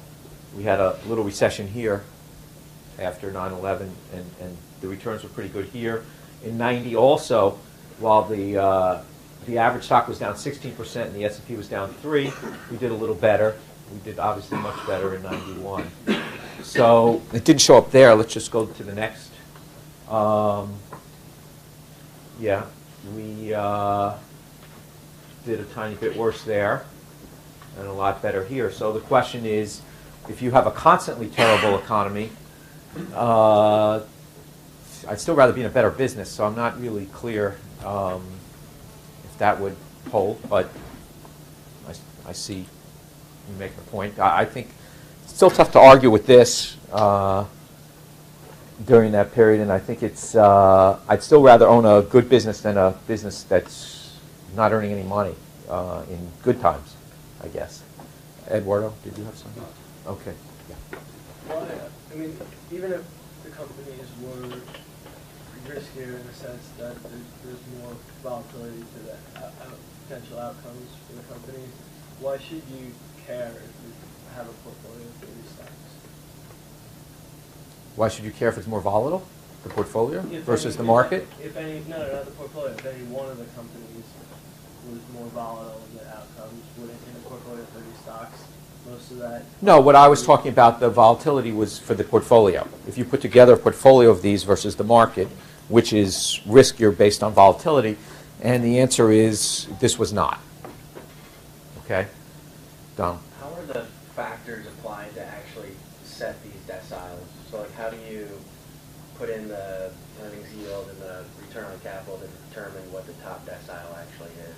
Oh, well, basically, I described in the book, but what it is if you have 2,500 companies, you rank them from 1 to 2,500 on return on capital, and then 1 to 2,500 based on cheapness, EV to EBIT, and then you just add it up. So if you had a company that was if you had the company that ranked 1 over here in return on capital, but number 1,100 in cheapness, then you'd get a score of 1,101. If you had something that was 200th in return on capital and 200th on cheapness, it would get a score of 400 and be ranked higher. Then we ranked all companies based on those two rankings and put them into deciles, and that's all that happened. Who did I get so far? Josh? Did you play around with weighting the factors? This was what we published was the first thing we did, which was let's make them roughly equal. Have you ever run the formula using 3 or 5 year historic average EBIT instead of last 12 months? Because, I don't know, maybe it would give you a better quick and dirt estimate of what normalized earnings would be. Well, what we published was what we did first, which was just like look at last year and trailing effective PE and return on capital, and that's what we did. there's a lot of smart things to do. I think that's the impressive part. We didn't do any of them. We did something stupidly simple, not really trying very hard, and let's just see what happens to this. And these are the results. There's many, many flaws in what we did. There's many, many better things to do, most likely. But I think it's pretty spectacular that with just looking at what happened last year, that you could decide ahead of time like how a group of companies is going to perform. I'll say that again, right? Isn't it good to know how much money you're going to make before you invest? I think it's good. So, Joe. Have you ever committed any of the capital that you guys managed using like under this formula? Similar formula, yeah. But we also, most of our money, it depends. What your skill set is. Like I said, 99% of people don't know how to value companies. We use the principles from this formula, so we'll take normalized earnings several years out on the few businesses that we think we're good at predicting what they are, and if we can buy them at attractive prices, we would rather do this. But we have more slides to come, and you'll see why this is, I'm making it sound really easy to do. And these are the results. I'm not arguing that even. But you might see why this will, by the time we're done, why maybe this is a little harder than I'm showing you to actually accomplish in real time. Anybody else? Because we have more. Yeah. Did you run the formula for the 1,000 smallest companies in the database? In other words, did we take the bottom 1,000 of, let's say, the 3,500? So we just did number 2,500 to 3,500. Did we do that? I don't think we did, and I don't know that. We're always picking from a bigger group. That may do better, and then it's a question of execution also for us. But like I said, there's probably 100 things that make more sense than doing this, or improvements that you can make on this. And I'm just sort of pointing out, we divided 50-50, we did some stupid ranking thing, we looked at last year's earnings, and this is what happened. So it says, I think we're on the right track anyway. Next book. No, I don't think that's going to be in the next book. But all right, and then there are other criticism. I guess the only last one. And then they criticize these things based on data mining, saying, hey, you tried 80 different variables, and you went in all these different periods, and you just picked the two that worked the best. And obviously, I said these are the first two we tried because this is how we invest. This is how we look. So that wouldn't be. And then we use knowledge from other market-beating studies that was not available at the time the stock purchases were made, and we really didn't do that. Like I said, what we did, I knew low PE stocks were, for instance, so I knew to look for companies that I could buy earnings cheap on. But I don't think that really used too many studies. This, I guess, is a slight, pretty much the same thing, I guess, just extended through the first half of 2006. Pretty similar results, using pretty much the same top 1,000 universe of companies, roughly, during the period. Might be the top 1,200 companies for this one. So that's the equally weighted index, 11.5% versus 22.6 here, I guess, for the 18 years. Here's some more interesting statistics, just this stupid, simple thing that we did. Following the strategy, we underperformed the market 41% of the time over 1 month periods. And over a 3-month period, we underperformed 36% of the time, 6-month periods 25% of the time. And this is against the equally weighted universe.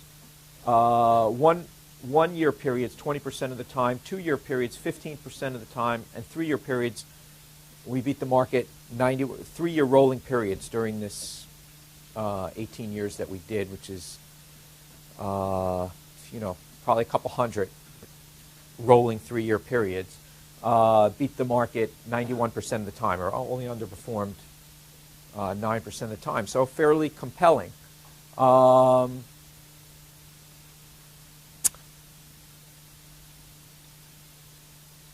This in the red is the times that we underperformed over rolling 3-year periods. All these green bars are the times we outperformed the universe. So compelling, I think, sort of showing that. All right, so this is for 3-year periods, following the strategy for 3 years at a time from, let's say, January 88 to January 91, from February 88 to February 91. So rolling 3-year periods, so we got a couple hundred. The value strategy was up 99% of the time. It was actually 99.5, and actually, when it was down, this is the only period it was down 0.7%. So really, it was flat or up the whole time. The universe, equally weighted universe, was up 89% of the time. The value strategy outperformed 91% of the time. We just saw that slide. And these are the worst returns for a 3-year period for our strategy. It was flattish. It was the worst return, 3-year return. So you never lost money, basically, following this thing. For the equally weighted universe, it was down, the worst period was down 42%. So, you could look at volatility and all this other stuff, but just buying an equally weighted universe, if you have a bunch of negative returns like that, what's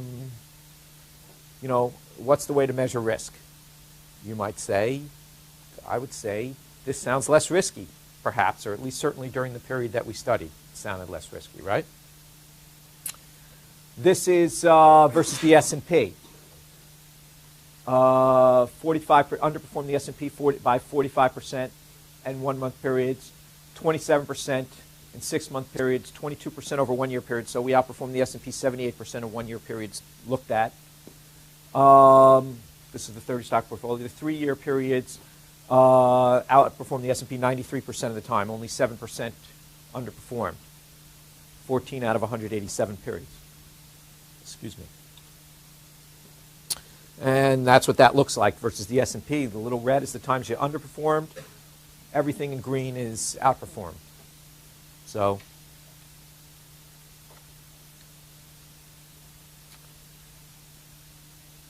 summarizing, this is against the S&P. Value strategy is up 99% of the time. S&P up 83% of the time. Value strategy over 3-year periods beat the S&P by 93%. Value was basically flat, the worst return for value. S&P was down 40% too, not just the equally weighted index as their worst return during that time. So once again, looks pretty good relative to the S&P.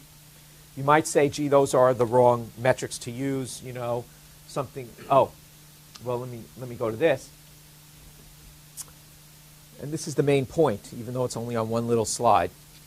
So I just showed you all these great metrics, right? 99%. This was down 40%. This is the times we underperformed the index. These are all the times that we outperformed. Incredibly compelling. But now we get to this slide. Let's look at non-overlapping 3-year periods, or non-overlapping periods of underperformance. So we have our value strategy, or our magic formula strategy, that you saw all the statistics. It looked amazingly good, right? And this is against the universe, the equally weighted universe. Okay? And we killed them, right? We crushed that. And we got double their returns and a lot of other good stuff. Yet, there was a period during this 18 years of 46 months, so almost 4 years, where we underperformed. Okay? Then, if we want to look for the second longest period that we underperformed, that was not overlapping with this 46 months, there was a period of 39 months that we underperformed. So that's 4 years and 3 years and change. So that's 7 years out of, so we were like in business, let's say, doing the magic formula thing, right? And for 17 or 18 years, and for 7+ years of that time, we're underperforming a simple index. If you want, let me just see for a second. This is the S&P versus the S&P, depending if you want to look at another metric. So So 3.5 years here and another 3 years. So for 6.5 years during that period, even though we doubled their returns, and even though the 90-something% of 3-year periods we beat it, there was still 6.5. During 6.5 of those years, we underperformed. Yeah, Matt. Dave. Is that 3-year periods or months? The 42 months. So in other words, there was a 42-month period where we underperformed, and now for each month you underperformed for 42 straight months, or no, this is from start to finish. I do have those statistics, and that would probably they would add up instead of to 6.5 years to about 6 years. The bottom two, if you had to underperform for each month, if you were still behind in rolling periods, okay, but pretty much the same results would be. In other words. So the right way to look at that 36-month period is just one 3-year period? 36, the second longest period? Second longest period is from start. Yes, it would be one 3-year period, but what I'm saying is these are non-overlapping. So basically, during that time, you were underperforming the index for the S&P by 6.5 years, if you want to use a more representative index, over 7 years. And the question is, when you do that for a while and you're in business, you're starting to say a lot of stuff. You're starting to say, like, gee, this hasn't worked in the last 4 years. Right? I mean, it hasn't worked in the last 4 or 3 years, and that happened twice during a period where you're looking backwards in a period that we know the statistics, that it did incredibly, incredibly well during the whole period, right? Doubled the return. We had so many instances where we did so much better. Yeah, Joe. I'm assuming one of those periods was the end of the 90s into 2000 when you guys performed. I have this. It's a good question. I have the stats, but basically it depends what I'm comparing to. One ended in 95, actually, and one, not the end of 90. I'm just curious. Do you ever compare? These are non-overlapping, so it's huge periods. But I mean, do you ever compare the universe correction at the end of that period? Meaning that like if we look at the whole period, it certainly corrected because we doubled the return during the entire period. So yes, of course. What I'm trying to point out is you can't hope to do better in the future than we did in the past with this thing. This was a phenomenally great period. We saw it. We outperformed in all these different things. Yet, still, we had to live through this period where if I'm in business and I'm doing I'm putting all my money into this thing and it hasn't worked in 3 years, or I haven't beaten even a simple index. Did you ever look at transaction fees for and returns net of transaction fees for the portfolio? Because I would imagine that you would incur, starting from scratch every year, would incur significant fees. We didn't, although that's why we did the top 1,000 companies, which are pretty very low transaction costs is the answer. I mean, it doesn't affect much. In the smaller companies, it may. You may have to subtract 2 or 3% of the return over time for the smallest companies, but then you would have beaten the market by 28% versus 12 instead of 31. For the larger companies, very low transaction fees, well under 1%. Yeah. Slide where there's a chill in the room, and they say, "This is why I can't do this in my shop." I don't know. I'll let you know next week. I just wrote this. I just did this investigation. I mean, I knew why it's tough to do, because anytime you underperform for a couple of years, I mean, the speech I'm going to give next week really is going to be, and why I called it the bull market and time arbitrage, is really to give you the big picture is, as the world has gotten more institutionalized, basically, you have to give your monthly, even if you're in a hedge fund where you don't even tell them what you have, you have to show up with monthly returns every month. And if you show up 1 month, not a good return relative to other people, 2 months, 3 months, okay, so you had a bad quarter, okay, we'll live with that. 4 months, 5 months, 6 months. All right, you had a bad 6 months. We're long-term investors. 7 months, 8 months, 9 months. The year goes by. You had a crummy year. You didn't outperform anybody. You didn't outperform the index or whatever it might be. So they say, we'll give you another year. So 2 years are up. You still stunk. Okay? Then they say, you know what? We got to watch this guy, very closely. And by the end of the first or second quarter of the third year that you're underperforming either everyone else or the benchmark index that you're looking at, they ask for their money back if they're really patient. They ask for their money back. And here, there was almost a 4-year period and over a 3-year period, non-overlapping during this phenomenal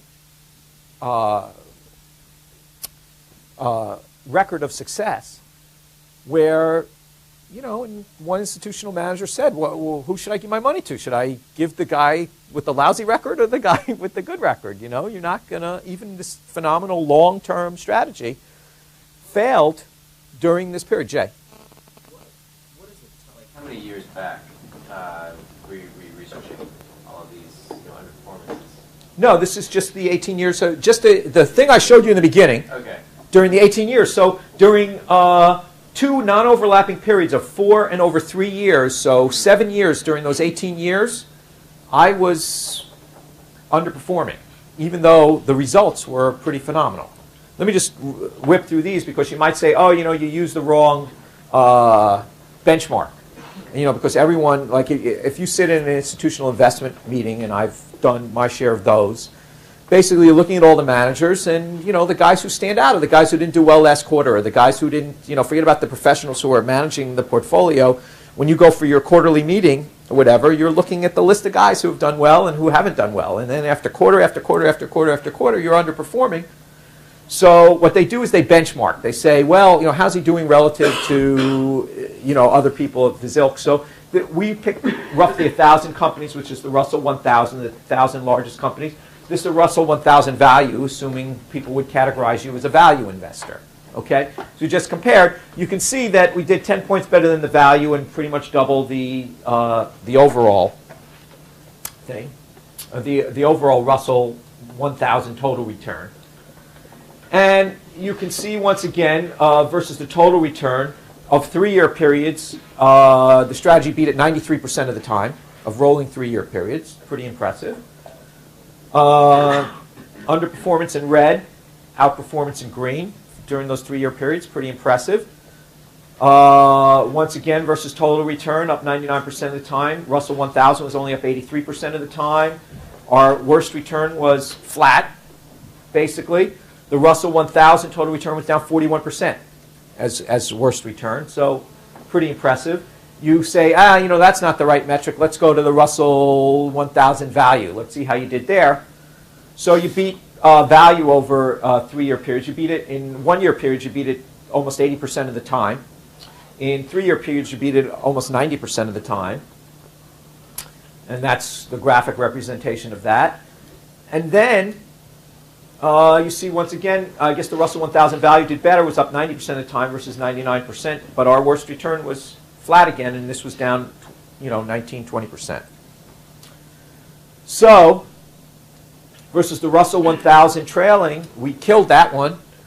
Yet, 46 months again, and 36 months we underperformed, non-overlapping periods. And against Russell value, which did a little better, it did a point better over the time, there was 53 months that we, 4.5 years we underperformed, and then 3 change years, so 8 years during that 18-year period, we were sucking wind, losing our customers, during these periods. So you can't expect better results than this, where you're doubling the market's return, that you're beating it in 90+% of 3-year periods. Yet you do have these periods, non-overlapping periods. A large part of your life is spent not doing well, following this. So the question was, do we put our money, do we do this, or we put all our money into this? And the answer is probably not. Probably not, because let's say, an idiot writes a book and says, this thing really works, right? And you should just go do this. what's going to happen after 6 months or a year or 2 years of underperformance? You're going to say, hey, everyone's doing it, or it doesn't work anymore, whatever that might be. And that's what most people would say. And even we, who think it should work, would probably put a portion of our money, or have put a portion of our money, doing something similar to this. But,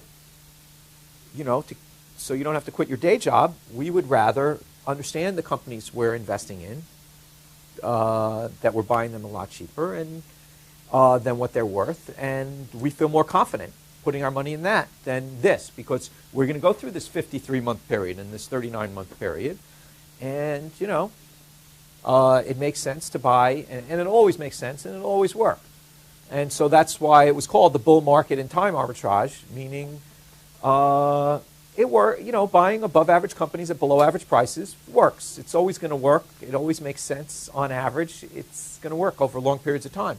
But there are long periods where it might not look like it's working.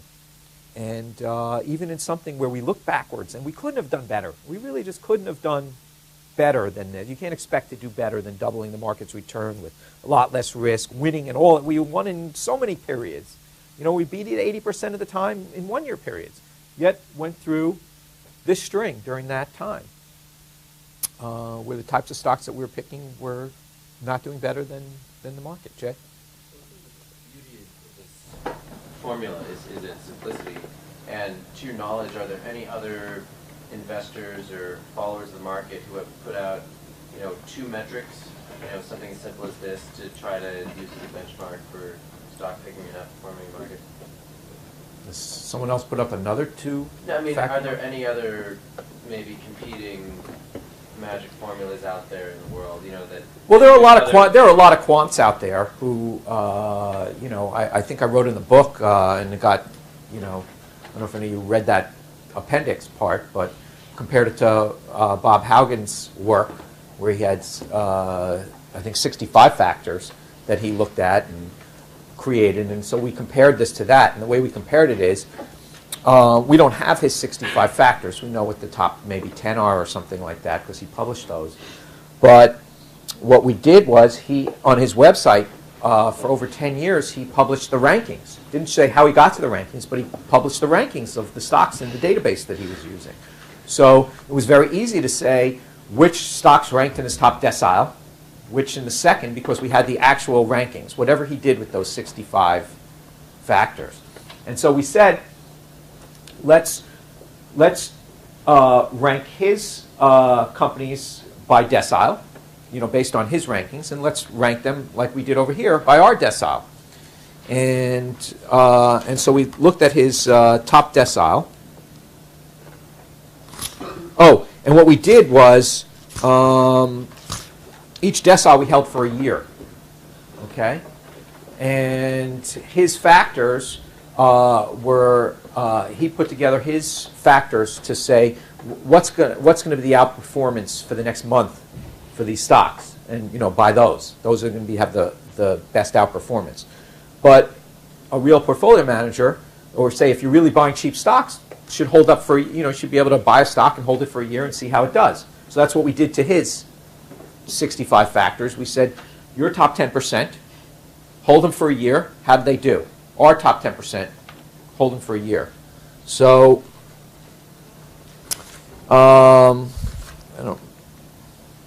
let's see. All right, so over the 10-plus year period that we tested, his universe was up 9.38%. The best ranked decile, actually, okay, this is even more fun.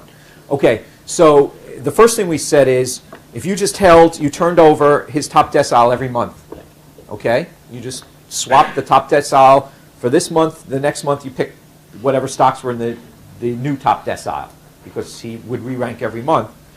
Then the market averaged 9.38%, and his 71 factor model says here is 22.98%, so it did pretty darn well. The lowest ranked stocks, the bottom decile, lost 6.91%, And the top decile, like we said, did 22.98, so almost a spread of 30% between top and bottom if you turned over his stuff monthly. The magic formula with 2 factors instead of 71, if we just turned them over monthly, were up 24%. The worst ranked stocks lost 7.9%, so a spread of 32%. So we did a little better there.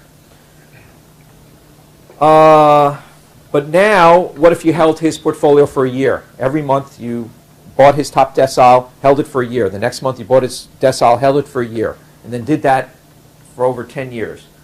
It says, and it must be right because it's written down here, right? 71 factor model, the market still averaged 9.38%. The best ranked decile returned 12.55%, and the worst returned 6.92%. So a spread of 5.6% between best and worst. Still had predictive power, was still valuable. The magic formula, though, the best ranked decile did 18.43%, and the worst decile did 1.49%, so a spread of 17%. So the 2 factors create a spread of 17%. The deciles held for a year. And during the same period, we used the same exact universe he used too. His did 5.63%. So other guys do this stuff, but this is the most powerful 2 factors that we've seen published anywhere. These were 71 that Howard used. Anybody else? So what do you think? We just did this study. I sort of intuitively knew. It wasn't that in depth of a study, but we sort of intuitively knew there would be periods where this didn't work, and you know that. But living through it and looking at the statistics over 17 years makes it seem very easy. But to live through 2 non-overlapping periods of 4.5 years and 3 years and change during that 18 years, tough to do. Yeah. Well, it's bad, but I'm sure in that 53-month period, there's plenty of months where you are outperforming. Right. Well, I did this for a speech, actually, and that's a good point. In other words, what if you were being it for 48 of these months, then you just did so terribly in the last 5 months, and that's how you got to the 53 months. And I did this, because it's a little more compelling, but if I did it just cumulative, in other words, you were behind the whole period, this would say 46, and this would say 36. Yeah, but 53 so it's the same thing. 53 months is 30% of the period. And if you looked at 3-year periods, you only underperformed for 12% of the period. So the reason being is because that's only 20 some months or 17 months more than the 36-year period. So it's only.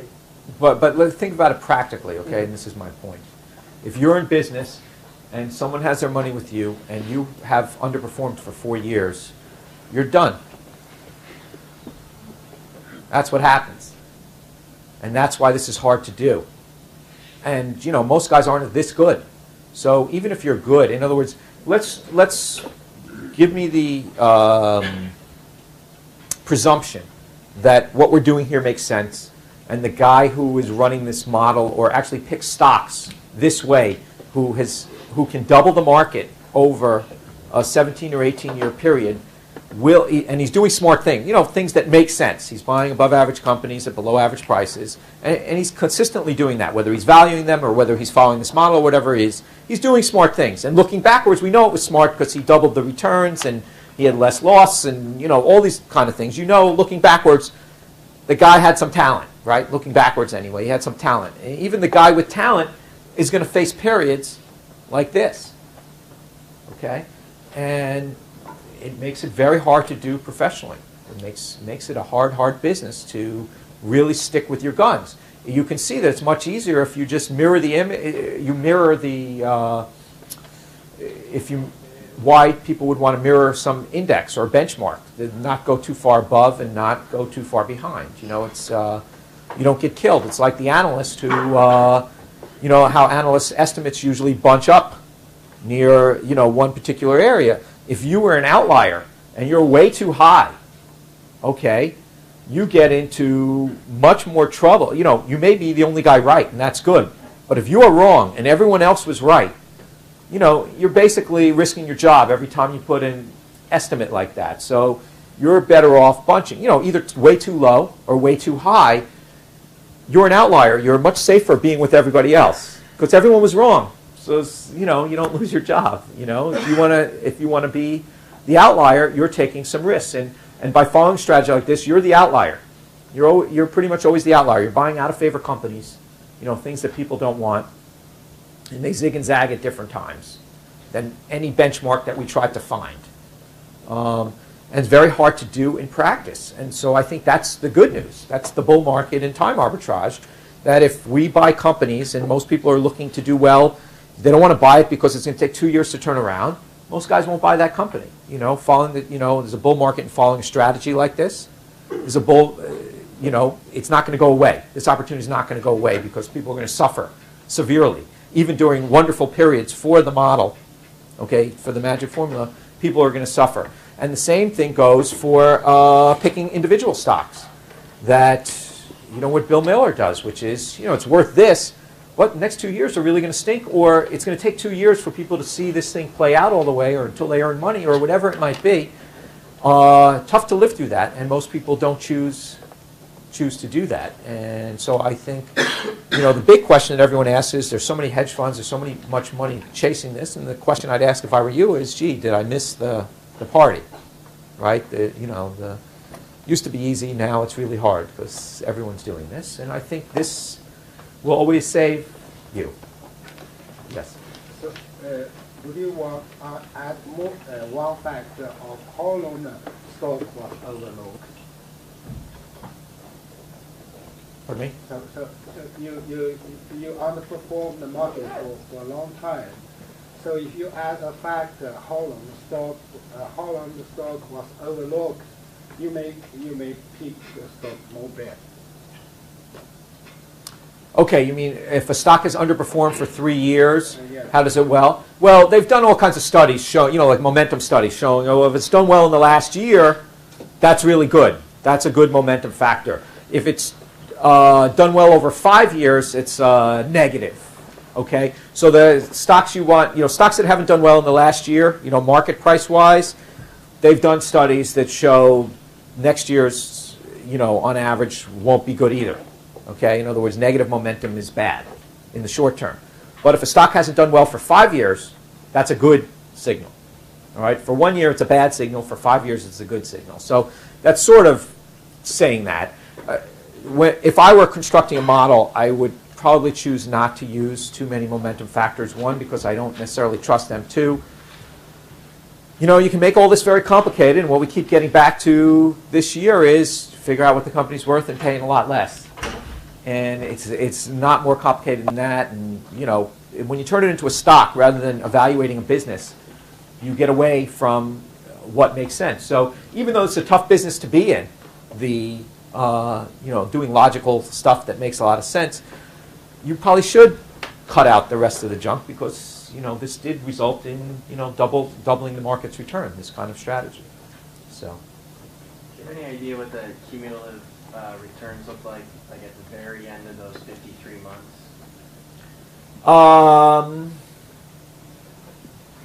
You mean, were you still ahead, from, let's say this ended in 95, from 88, were you ahead for the 7 years? Yeah. I would imagine you are, because then it would have been a longer period. If you were still behind for the 7 years, it would have said 84 months. Yeah. If you look at what the returns on the portfolios were in the prior year, I'm assuming since it's cheaper stocks, they're probably negative or lower than the market. Okay, meaning the type of stocks that we pick from the magic formula, the question is, how'd they do the year before? Were we picking stuff? We didn't look at that. But like I said, we've looked at lots of stuff. We haven't looked at lots of stuff. And the point of this exercise really was to say, gee, this is what I've been teaching for a lot of years. This is what we've been doing for a lot of years. Do these two principles make a lot of sense?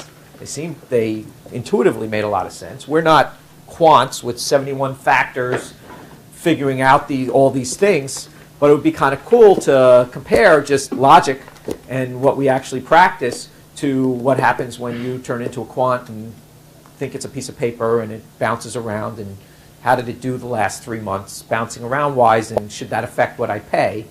And I'm saying, I don't want to look at that. That doesn't make any sense to me, and maybe it works and maybe it doesn't, but I just want to say I'm buying a piece of a company. I'm buying my share of the company, and if I can buy that company cheap, I'm going to make money over the long run. And I'm right. I'm going to make money over the long run. And so, you know, I would much prefer to put my money in a model like this, because it just consistently makes sense statistically. What I'm doing makes a lot of sense to me, than a model that has 71 factors that, you know, include, you know, 47 momentum things and, you know, all kinds of things that don't seem to me in the long run to make any sense. They may work, but they'll probably work in the short term, right? We saw that how well they worked for 1 month, and then it totally broke down. Not totally, but you know, almost totally broke down, holding them just for a year. So, you know, did they really make sense, or am I playing a game that may or may not continue? And so that's, you know, that's the way we look at the quant world, a little bit different. Anything else? Last question? Go ahead. Yeah, during the 53-month period, how bad did it get as far as the magnitude of underperformance? And can you talk about, you said there were 2 periods, one that ended around 95. When did the other period end? I said 95 because that's the one I remembered. Those are excellent questions, and I will look. I think depending on which index I was looking at, obviously the beginning of 2000 was a rotten period for us, because the 3 prior years the world was kind of crazy.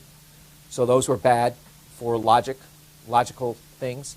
But I was surprised to see that the end of 95 was one of the other ones, just because that was a long period of time to not do well. So, and the fact that these are non-overlapping is like, you know, you sort of, if this ended the end of I don't know what the answer was, but if this ended in 95 and this ended in the beginning of 2000, so I had like 53 months, I'm a total loser. You know, I ended 95, I'm a total loser. I have 2 good years, and then I'm a total loser again through 2000. That's a rough thing to do. I'm probably out of business a couple times during that time. So anyway, you guys have a good week. We have 2 speakers next week. You're working on your projects. If you have any questions, you have 2 choices. You can email me or show up at office